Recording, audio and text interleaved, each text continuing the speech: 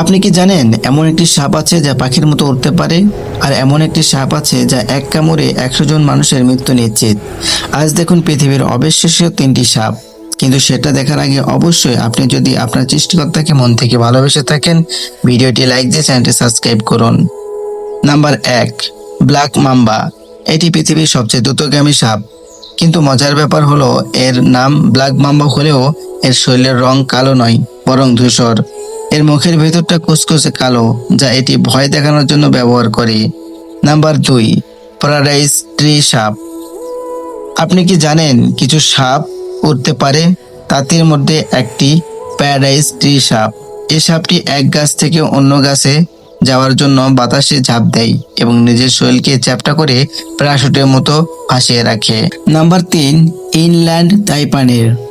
এটি পৃথিবীর সবচেয়ে বিষধর সাপ। এর এক কামড়ে 100 জন পূর্ণবয়স্ক মানুষ মারা যেতে পারে।